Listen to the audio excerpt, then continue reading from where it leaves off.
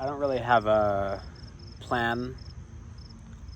I didn't really think of a topic, really. Just wanted to kind of come on and talk for a minute. Um,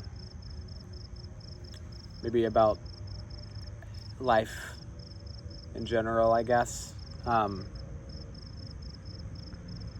guess, I don't really know where to start. Um, I feel like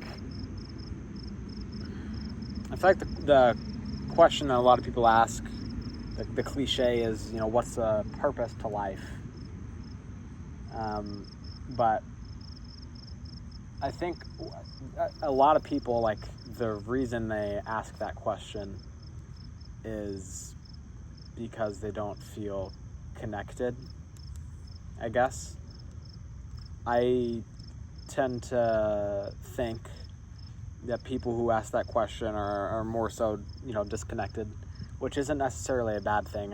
I just think that people don't usually get down to that kind of question unless they're disconnected from others or relationships or just connection and human connection in general. But on that point of connection, I guess something I want to talk about is that sometimes doing everything right isn't enough. And that's hard, because it's not only hard to accept that you can do everything right and it won't be enough, but it's also hard to accept that you cannot be hypocritical in that observation, right? Like, it's hard to accept that there probably have been people in your life that have done everything right and you still haven't accepted. And it may not seem like they've done everything right because their form of doing everything right doesn't mend with what you're looking for as a person. For example, a lot of people use that claim that you could be the most beautiful blue, but if someone's favorite color is green, then you're not going to be, as valued to them. But I think that it's a bit more complex than that. I think that if someone, let's say, were to have an outline of what they thought was perfect, they thought their favorite color was green, and they thought of the perfect green, then if someone came to them and was the perfect green, then, it'd be cool, but they'd get bored after a while. And I think, that's a pretty common thing for some people. Like, sometimes people will get bored of you. And it can be someone you love, it can be someone that you care about, and they might just get bored of you. And that's not necessarily I don't know if that's a flaw in humanity, but I think it's just a fact of the matter, a fact of enjoying experience. I would say the fact that, it stings, like, it hurts to be gotten rid of and to watch someone you love get bored of you, but I think that the experience you gain from that is worthwhile. I think the reason that people can get bored of you, and the reason that I'm not critiquing that, is I think that ties back to what I said at the start of the video about the purpose of life. In my eyes, the purpose to life is asking the question, what is the purpose to life, right? I feel like if you had everything, or if you have everything, you're going to get bored. You wouldn't want to live a life with no change. People say it's hard to accept change, and I don't, say I don't like change, or, I don't like accepting change, but I think people just don't like what they don't like. Like, if something changed, for the better, they wouldn't be saying, I don't like change. But for the better, that adjective, for the better, only applies to what they view as the better. And as life progresses, that view of what the better is changes. Thus, I would say that any change, whether it be negative or positive in the moment, is a necessity and prerequisite for experience and life fulfillment. Because, I mean, think for a moment, and maybe this doesn't apply to you, which I would be surprised if it didn't, but even just think back, I don't know, 5 years, 5-10 years, maybe if you're older, a couple decades maybe, and think about the things you enjoyed, the hobbies you had, the things you valued the most, you know, the things you looked for in your everyday, like the stuff when you get up and you're like, I want to go do this today. It's very likely that that has at least changed in some capacity. Because if it was the same, you would get bored. So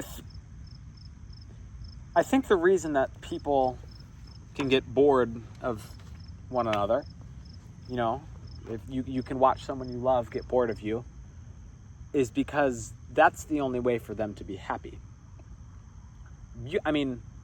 They can be happy if they truly find someone that they love. But I would say that a lot of the time that love and that happiness is really an attempt to fill the space, the void, I guess, and change that you can't have. I don't mean to sound pessimistic. I'm not saying love isn't real, but I'm just saying that a lot of the time, the people who love the most are the ones who hurt the most and who have the least. I mean, when you look at, famous folks, rich, famous, status, the relationships, not only romantic, but also friendships, just feel so artificial and so superficial, right? But when you look at folks in lower classes, who might still be fulfilling their physiological needs as proposed by, Maslow's hierarchy, they still find a way to fit into love and belonging. When you're missing that physiological necessity for what Maslow defined as, material wealth, not material wealth, but, food, water, housing, etc., material like necessities to live, you look in other directions. And the reason that people who have their physiological needs and love and belonging all the way are, maxed out is they look for self-actualization. Thus, they don't necessarily move past the love and belonging phase, but again, they get bored. And I think that the less connected you are to others, the less, not necessarily the sadder, but the less satisfied you are, the more capable you are of loving others. And again, I would say the reason for that is that people who are less benefited in society have to change more. They have more changes. They have to worry about finances. They don't know if they're going to, have a roof over their head.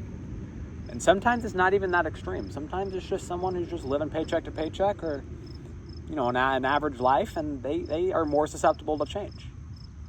Thus, that fills out their change meter, their necessity for change, thus allowing them to love and to connect to others because they don't need to get bored. There's no way they would get bored.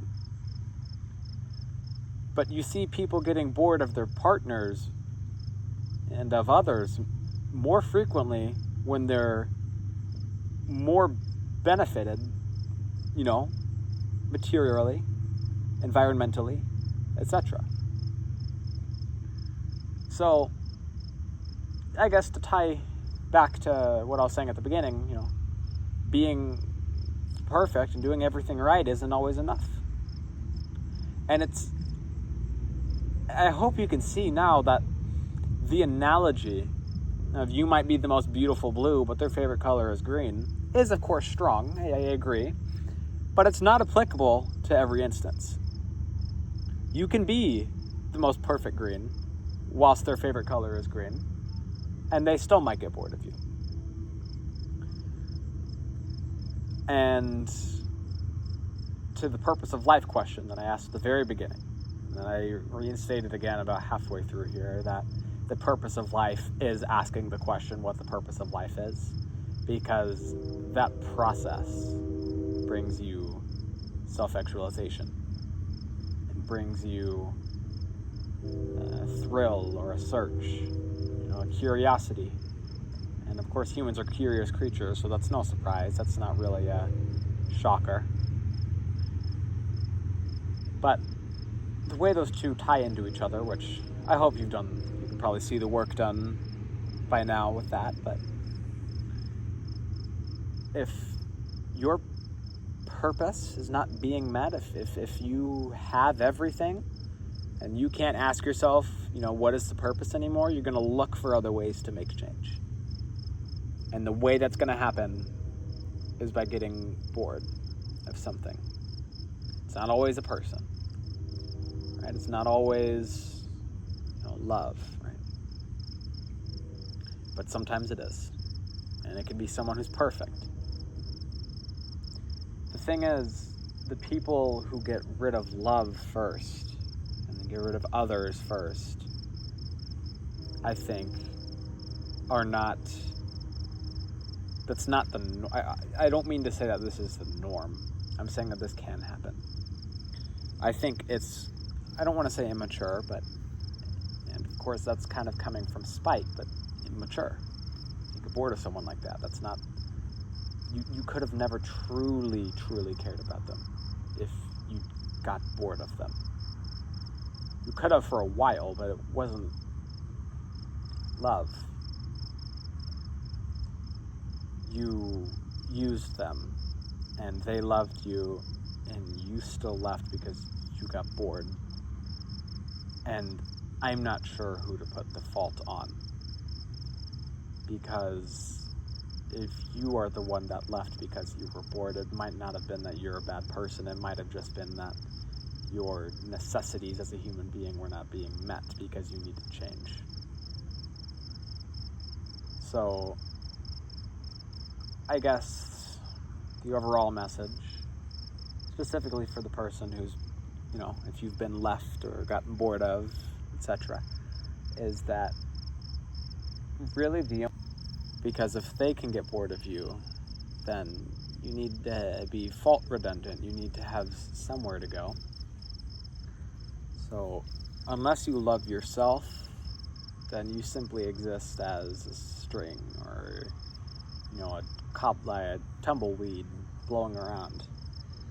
And you loving yourself provides you not only the foundation to not end up being bored of someone, but it provides you a safety net for if that connection falters or fades, you are able to sustain yourself. But even outside of that safety mechanism, again, sorry the video stopped there. I would say that you need to love yourself in order to adequately love others.